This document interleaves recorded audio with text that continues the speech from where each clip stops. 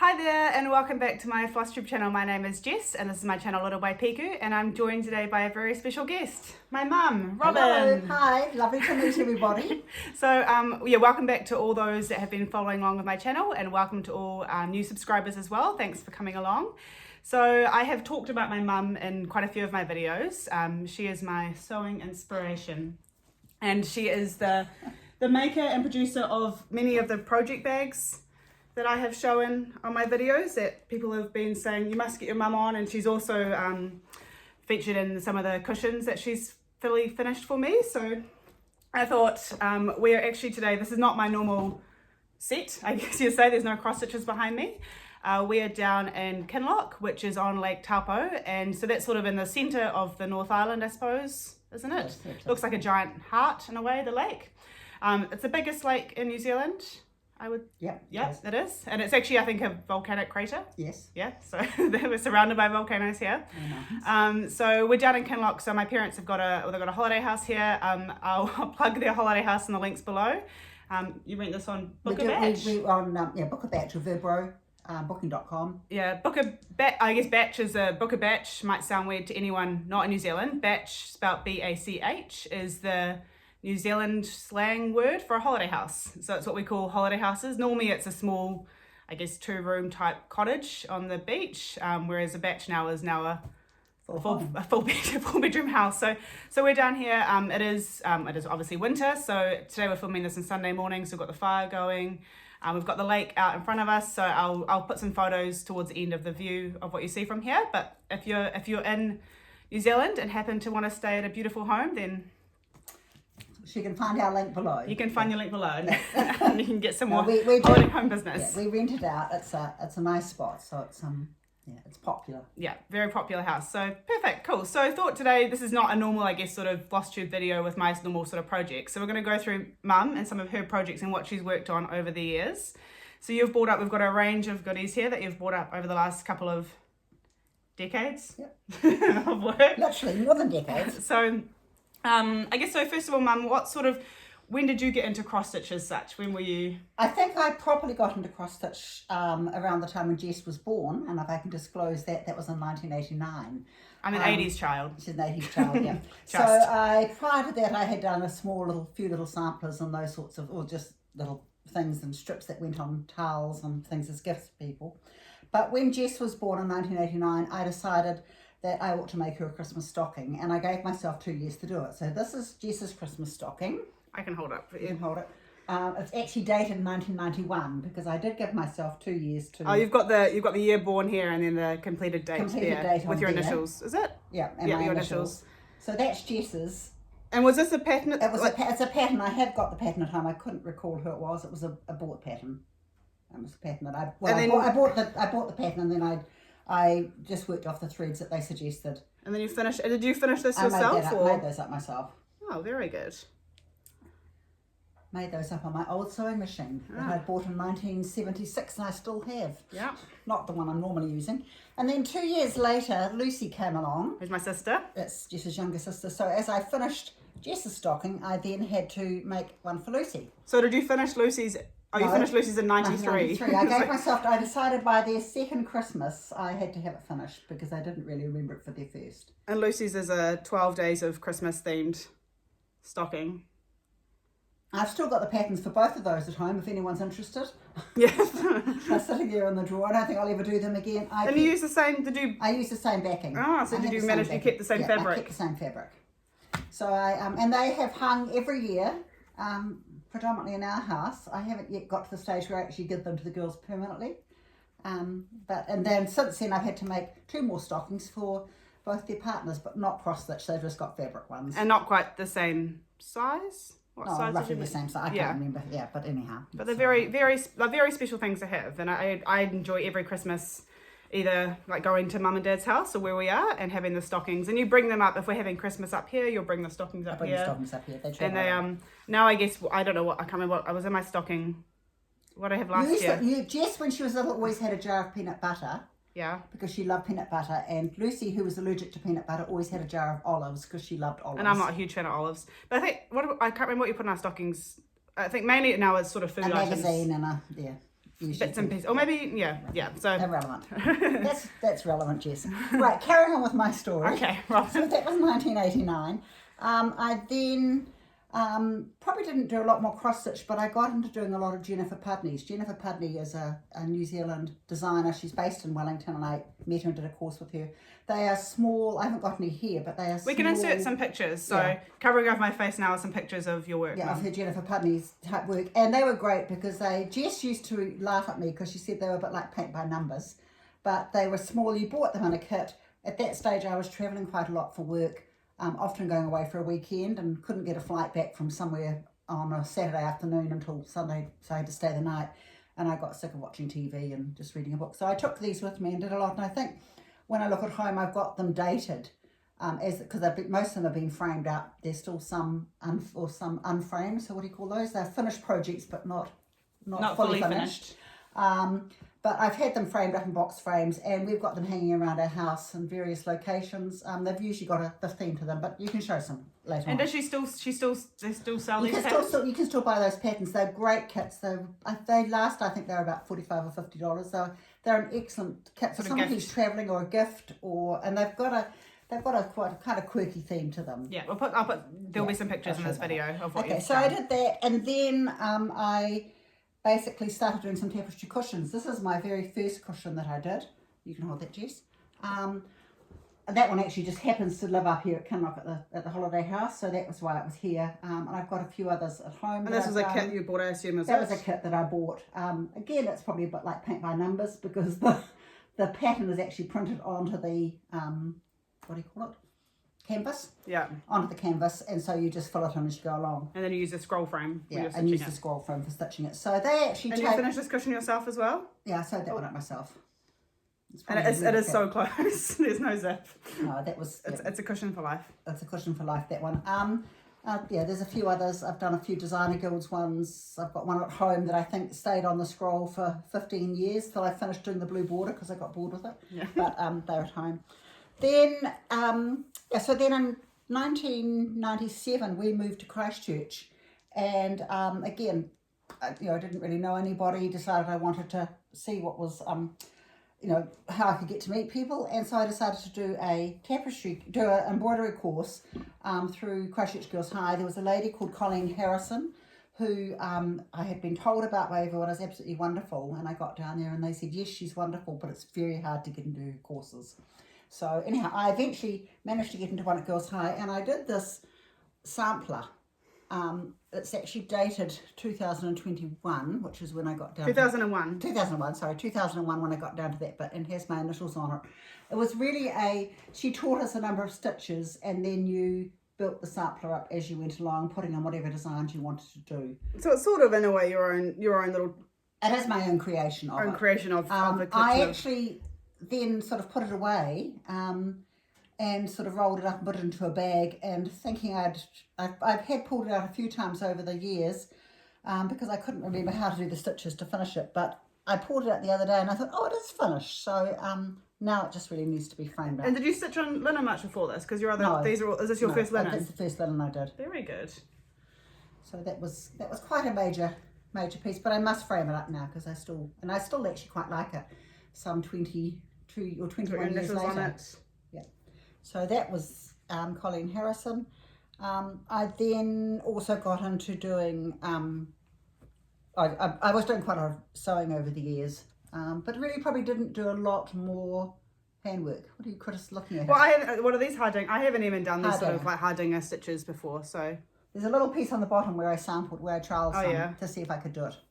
Very cute. So it was, I've got the box of all those, the cross-stitch designs at home. We've got them given on a sheet, and I have got the clear file sitting with all of the patterns in. So Jess could get creative. I could make one day, Mum, this will be in an op shop somewhere, and someone will buy it and make a sampler off it. There'll probably some bark. 200 years time. They'll buy it for $1 or something and use the frame. Yeah. It's very. You should definitely frame this. I know, I will get it framed up. So sadly, but you do see a lot of things like that being put just in top shops. But that's what, I don't know if you, like, a lot of people now buy them and then they reproduce. There's a whole lot of reproduced samplers. That's where they all come from. So what, they add to them? No, they like take them out of the frame and then look at the colours on the back and then rechart them. Yeah. And that's the thing in New Zealand, we don't really have we don't have that history. Like New Zealand's not that old really. What are we, 250 years old country-wide? And that's, you know, and then I guess stitching would have only been around so many years, so we don't really have that history. Yeah. So I think, so very nice. So sort of with that, over the years I've done knitting and carried on doing a bit of sewing, but basically my sewing machine got put away and I sort of stopped doing any of that sort of creative stuff for a long time. We did up a couple of houses in Christchurch, went through the earthquake, and I then stopped working full-time for a company that I was with that was pretty intensive and stressed out in 2016. And I remember going to my neighbour and I said to her, what do you do to fill your day in? Because I suddenly had gone from working full-time to not working and deciding I didn't want to go back and work for someone else and I don't like the word retirement, but take some early time out. And she said, oh, well, I've got patchwork. And she actually is the chairperson of the Canterbury Patchwork and Quilters Guild at the moment down there. So she had travelled overseas a lot with her husband's work. And so she said wherever she went, she met people through going to patchwork groups and clubs and things, and always had that as something she could do at home on her own. So thanks to Roz, I got something started, decided to do a bit of patchwork. I went and did a class at the banana shop in Christchurch when I realised I didn't actually know how to use a rotary cutter. And so progressively built up all the stuff. And I guess since then, patchworking has probably really become my out, whereas Jess uses her cross stitches as out. She does I thought I was your patchwork inspiration. Oh yeah, actually you a little bit. Actually. Yeah, sorry, I forgot about that. Because before that, Jess had I think because I'd moved to Auckland, so this is just after the Christchurch earthquake, so it would have been like 2012, I think, and I bought a sewing machine, and the sewing machine I bought at the time had a walking foot, and Mum was like, oh, what's that? And so then I started doing a little bit of patchwork quilting. I made like a cover for my sewing machine, and then I started making quilts for all my friends' children, so kind of metre by metre sort of playmat style size quilts. And I think then you had it really, because you didn't have a walking foot or hadn't like got into that side of all the bits and pieces you need for like the cutting mat and the rotary cutter and the rulers and everything else you need for patchwork. So then so then I carried on doing, and I think that probably the next thing was I did a quilt through the class, and then I think Jess had another friend that was having a baby, and she said I haven't got time to make her a quilt, and I said, oh, I'll do that. So I got a pattern from Jess that she normally used, and sort of it's evolved from there. And I'm not a massively creative patchworker. I'm a bit of a person who likes to start a project, work on it, and get it finished. So I'm not someone that has something that's on the go for... Like me with my cross stitches, having one at a time. Yeah, one at a time. No, very much. I was one at a time. And people used to laugh at me about the fact that, oh my gosh, you finished that already. But I wasn't working on 4 or 5 other projects at the same time. And so basically... yeah, just a few of the patchwork, a few of the bits and pieces that I've done. I tend to do a mixture. I've done a few quilts, but I'm also someone who only likes to have a quilt if I've got a purpose for somewhere for it to go. I'm not someone to make quilts, fold them up and put them in the corner of a room, which a lot of people who do a lot of quilting do, because it's actually quite an expensive hobby. Yeah. And especially if you decide to get them quilted commercially on a long arm quilter. So I tend to make a quilt if I want it for something. You know, I can see why, you know, people that have babies, or if you know people having lots of babies, it's good to make baby quilts or something like that because they're small, easy projects. But doing a quilt for a queen size bed takes a lot of things. I think I've got a quilt on the couch at home. I've got another one on our bed. A quilt on the bed. You've got a quilt on every bed at home. Yeah, I've got a quilt on every bed at home. I have 2 quilts. So that's probably about as far as I've gone. But again, I don't like having quilts all spread around the house. I don't think Pete likes them, but he's not overly come with them. So probably, again, when we moved in 2020, we moved from Christchurch to Napier, and I decided then that again was another good way to get to know people and find something that's interest. So I went around the various places in Napier, or in Hawke's Bay, and Hawke's Bay's in the North Island on the east coast. It's about 2 hours south of Kinloch here, and I joined a group at Delbrooks, which was Delbrook Quilters Company, and it's run by a wonderful lady called Christina, and Jess can put the links for that below. Yeah, I can link if you're in the Napier area or just or Hooks. It's actually in Hastings. Hastings. And she's been a real inspiration, and I've done quite a lot of bits and pieces through then. So from some of the things that I tend to do quite a lot of cushions. I quite enjoy I enjoy scrappy work. This is just a cushion that I happen to have up here. So again, that's just made of scraps from quilts.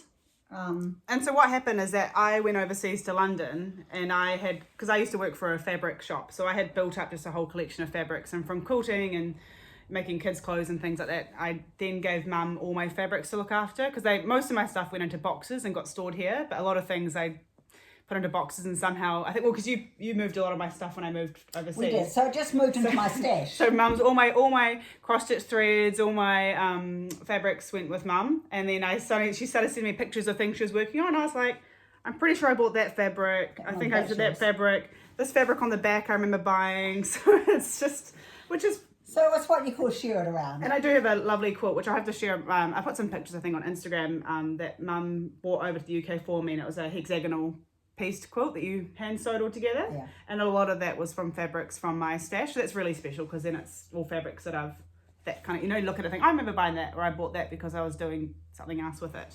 Yeah, so I tend to like scrappy quilts. Another, the ones, some of the ones at home that I've got, first of all, is a quilt called The Village, and I'll get Jess to put a photo of it up. Yeah, so I was making that I think I was making it originally as a quilt to go on a queen size bed, and then I got carried away because I had cut up more of these little houses than I needed. So now I've actually made 2 quilts, and they just lie on top of our 2 single beds, and they're quite modern and sort of trendy. I have got a photo of that. I've also over the time made some little cushions. This is a bit of applique. This was a pattern that was designed by a lady in Christchurch called Mary, and I can't remember her surname. But I've made a couple of those up for gifts for people. Because you get a lot of this work you can do sitting in front of the TV in the evenings and things as well, can't you? You don't have to be, like when you're sewing. I know you sewed this all on by machine, but yeah, a lot of the that's all the cutting and bits and pieces, and then you put just a fabric on the back with a fold finish. And another cushion which I actually brought up with me, but I took the inner up because it was a bit big to fit in the car, is this one here. And this was actually a Treehouse Textiles, which is an Australian-based company.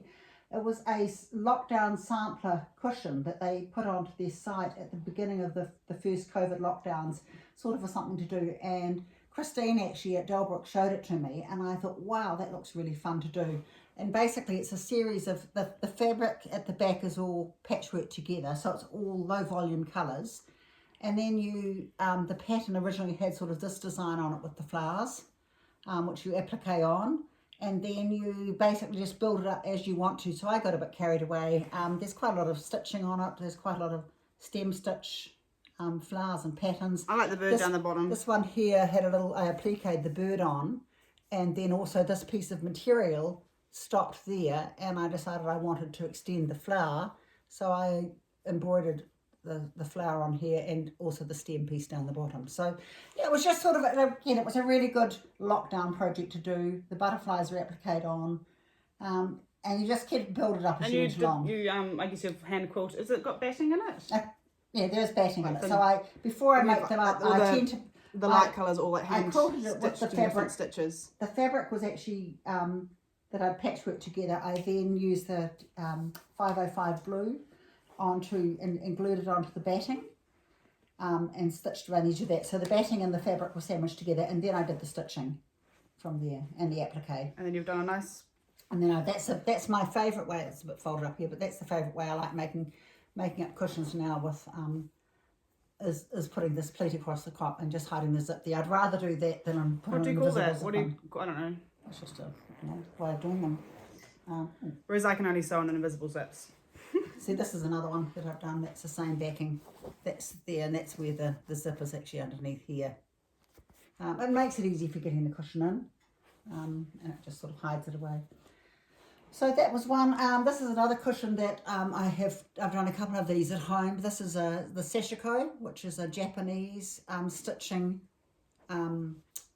pattern or design. They come the stitching pattern again. It's quite easy. Probably a bit paint by numbers, but it actually becomes printed onto the fabric.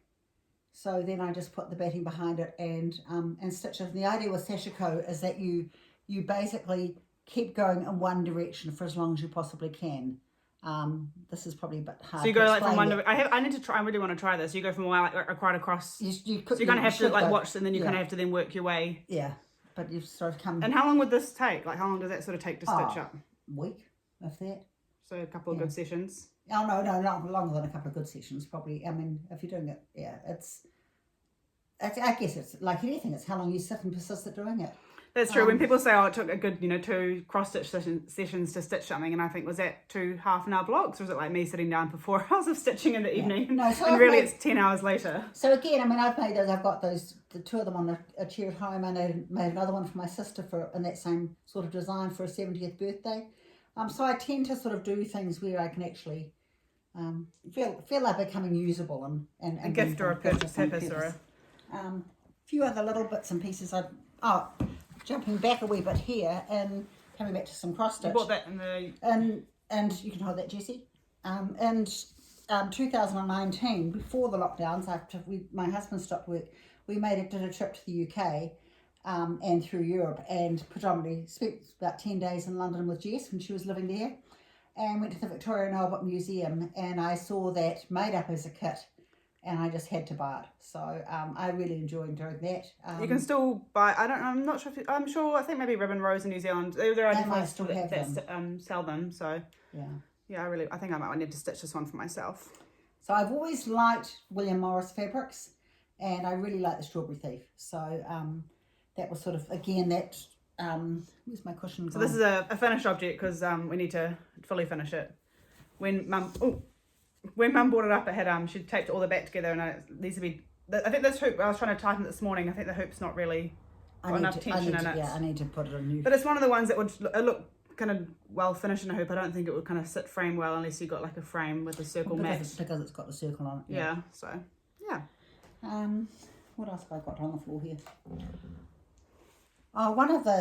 Just a small thing which I've done is that's another bit more stitching on it. This is just a with wool felt, the wool, what do you call it?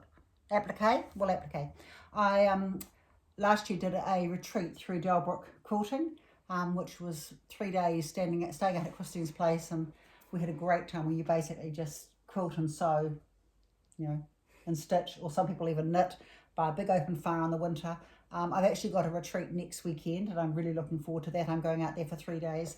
But during that retreat, what Christine does a couple of small projects. So I think we made bags and things, and she showed us how to do this wool felting. So I did that, and then I just turned it into a book cover. So, and that's on a diary that we actually keep our bookings in for this holiday home. So if you want to make a booking, you'll be in the book. Booking. So this book this goes with me wherever I go. It's sort of the standard thing, and it's quite nice having the cover on it because I know that that's exactly what it is. And another small pattern which I got from this will put my needle book that I'm making some stage is just, you can hold it up and you can open it. So it's not when did you make this one? Last year? I made it again from a pattern from Delbrooks. So you've got sort of the wool applique on the front, and then this is, open it up. So the pattern, I tend to get a bit carried away with things. So I have to explain this one. The wool applique on the front doesn't look as, it was a classic error, is that the batting was meant to go behind the piece of calico.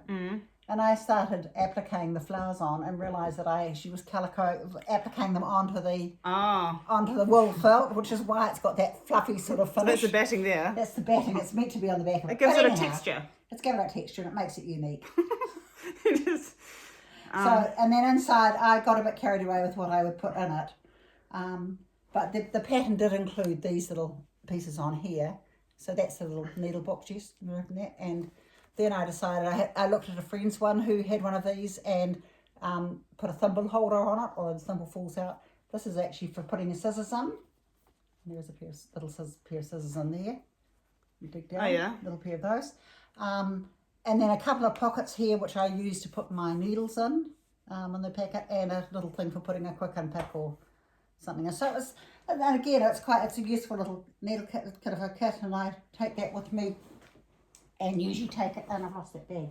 And the other thing that I made, as I said, I quite like making bags, is I made this bag here, which is, oopsie, I lost the thread. is drawstring at the top, and I've put a number of pockets inside it. So this is often what I use to keep all my sew mess in. Like quilting stuff. Quilting stuff, and it's got. And when I made it, it was based on it was a hexagon type pattern, so they were all hand stitched together. And it was again, I think it might have been a Treehouse Textiles pattern, but Christine's got them at Delbrooks. And I put when I made it up, I actually sewed and put the pockets all inside it here. So it's got 8 pockets to keep things inside it. So, and it's really useful. I often It's got a good base on it too. Has it got batting I in the put base? batting in the base, which the original pattern didn't. Hexagonal. Yeah, but I use that just to throw stuff in when I'm going somewhere. It's got everything in there at the moment. It's a bit like a junk drawer. Oh, that's a little thimble holder. I didn't make that. Someone gave me that.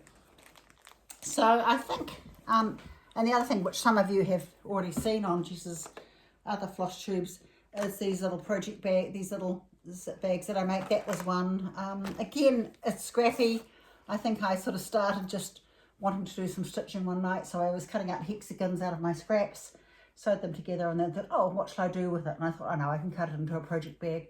And I sometimes just do a bit of stitching on it, just a bit of long stitching for a bit of detail. And here's another one here. That's another one there. That's just scraps of material sewn together. And they work quite well for for travel, for like cosmetic bags or for jewellery and things like that as well. And probably a final scrappy piece we haven't shown Jess is this rather big quilt. I've actually made 2 of these now again. This is literally just using scrap. It's a herringbone pattern, and it's lots of fun to make up. You make it up in long strips and then you sew them together. This is basically this is a big quilt. It's a big quilt. I think it was, but it's great. It lives up here at Kinloch, and it's on the back of the couch, and if someone comes up and wants to stretch out of the long couch and have a sleep, they can cover themselves And then up you got with this one's been I had this one here, long arm quilted, again by Delbrooks. That's probably is sort of the expensive part of it, plus the purchase of the backing on it, and it's sort of quite neat. This one, it's got a. This is what you use in the back of my quilt at home as well. Yeah, I did. It's got little sewets. Do you find there's quite limited choice for like wide backing fabrics? There's lots around. Because that's what I found when I was doing quilting. I could I guess if you're limited to the sort of spotlight or something like that. No, there's a lot more now. Yeah. A huge range of them now, so it's much easier to. Yeah. And so you tend to just, I think if you need to go to the quilt shops, and I mean, there are some great suppliers. And this on Friday, so this is a long weekend this weekend. It's sort of a come down to Taupo on Friday. No, not on Friday. Yes, it was on Friday. It's Friday. This weekend's kind of gone by really quickly. We went to they're called the Taupo Quiltmakers. Taupo Quiltmakers exhibition. They're like the Taupo Guild of and so we saw a whole lot of quilts. So I'll put some pictures over me now of what we saw. But there was a whole range of quilts. I think me and Mum have quite not differing styles. We have different tastes. We walk around and Mum goes, "Do you like that one? Do you like that one?" Trying to get inspiration of what she could quilt for me next. And I'm like, I don't know. Jess's favourite song is it's okay. And then I see one I love, and I'm like, I love that one. And Mum's like, don't love that. But we saw the fish. I'll put a picture of the fish because you're sort of partway through looking to make something. That's like actually this. the fish is I've done two at home. It's actually a collage. So Laura Heine, who's an American designer, does these collages, and Sue Roper in the west coast of the South Island, she came and taught a class that I went to, and so she tends to sort of be quite predominant in using this collage design, but it's made of strips of fabric. I've made a rooster. I creatively made a squirrel for Jess. I'm not quite sure where the squirrel lives now. There's a bit of a discussion whether it's a squirrel or it looks like a kangaroo with a bushy tail. But I really like the fish that we saw at the design. I'm trying to find the pattern at the moment, and it's a rainbow trout. And I thought it'd be quite neat here to have it on the wall. Yeah. So what else do we see? Just seeing the pictures of the Quilting Expo. I quite liked. I like this like sort of bright coloured star one that I saw. You like quite plain fabric. I think in terms of quilting, I quite like the solid colours. And then the way it's quilted and kind of cut, I think that's sort of my preference. There's a design of like circles and things like that on. But we met Wendy.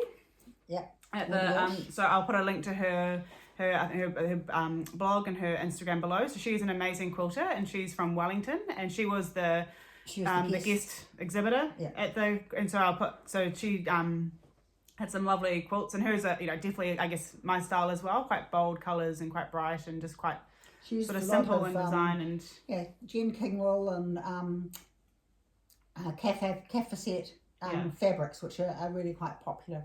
I mean, I enjoy using those too, and as you can see here, I use a bit of mixture of everything. I'm trying to probably now get myself a little bit more structured with when I think about quilting, so or patchwork, about instead of just buying a piece of material and usually a fat quarter because I like it and putting it into my stash, I'm now trying to think, if I buy something, I want to buy either a series of them so I can have them together to make a quilt up on.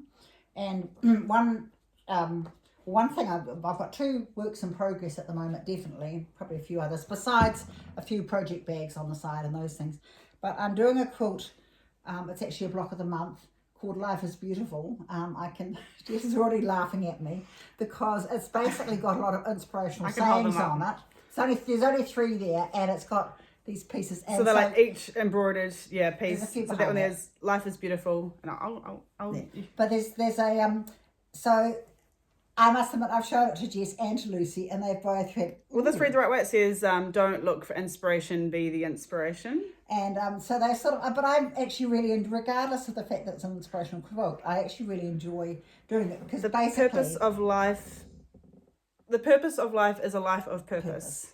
With a pair. So basically, it's a combination of doing a bit of embroidery, and it's mainly it's nice because you can do it sitting, like, again, it's a project you can do in the evenings on the couch, and then you can... a couple over there, and then you, we usually put a giggly cloth behind it, so it goes behind the pieces. One on the couch, actually, Jess, if you want to show them, over there that I'm doing.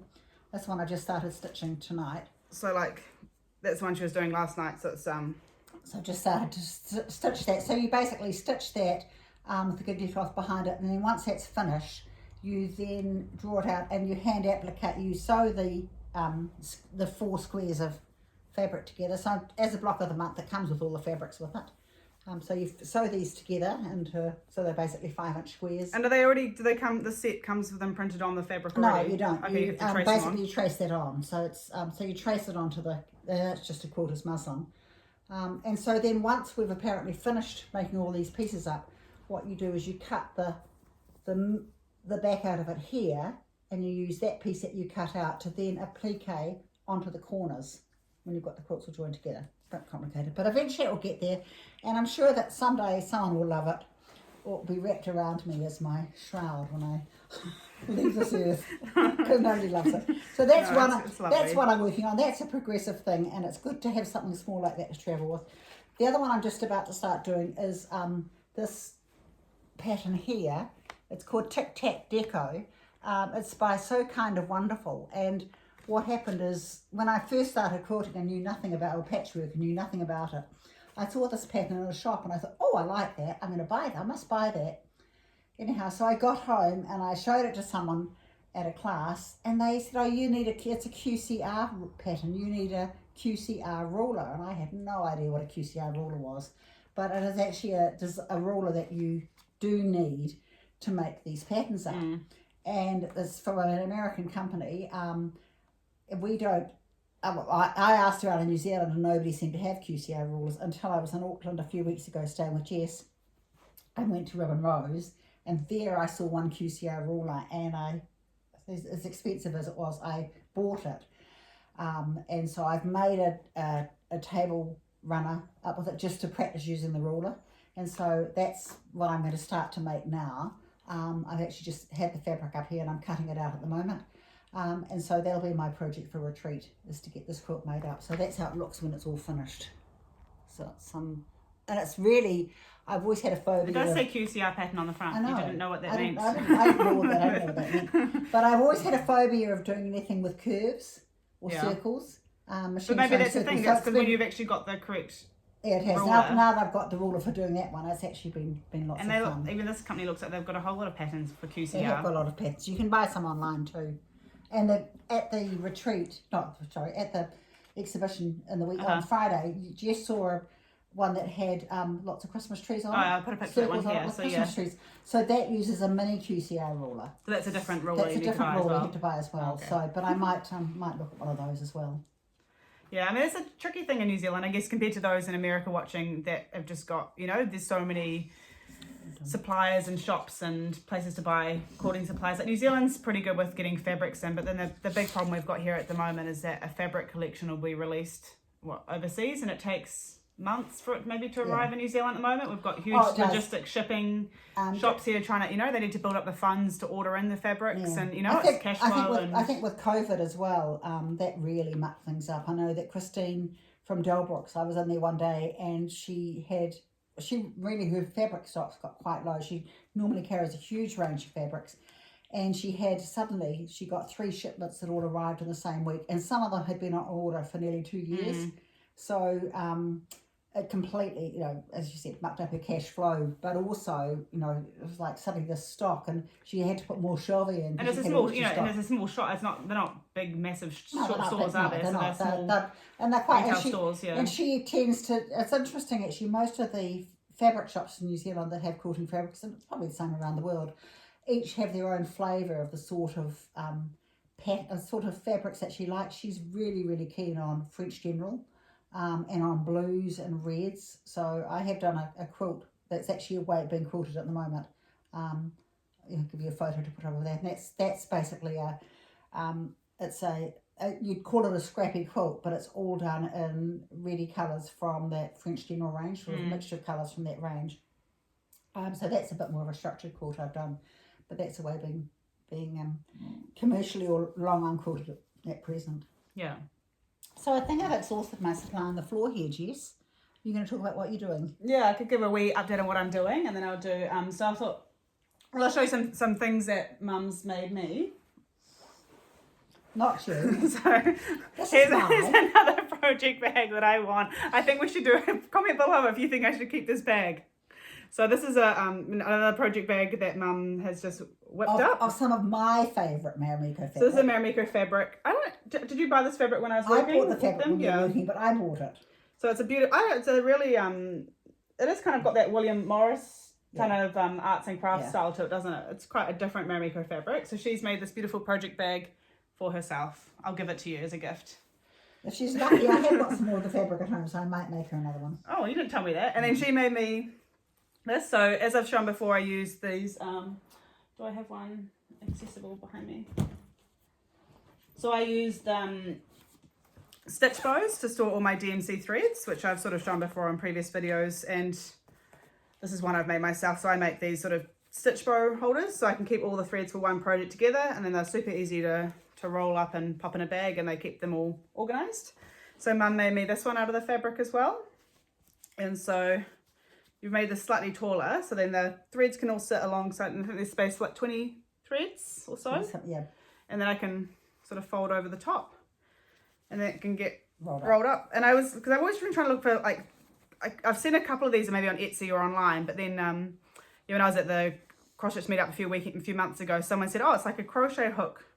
And I was like, oh, I never thought of that. And that's where I guess that there would be patterns for crochet hooks. The challenge is that Jess was trying to work out how to make it so it didn't get all bulky on the bottom. Yeah. And I've mastered that. I haven't told her how. It's you need to give me my secret design, because it's not bulky at the bottom at all. No, whereas this one I made myself, and I just ended up. Oh, that's not. Here's a bit more bulk, yeah. But anyhow. Yeah.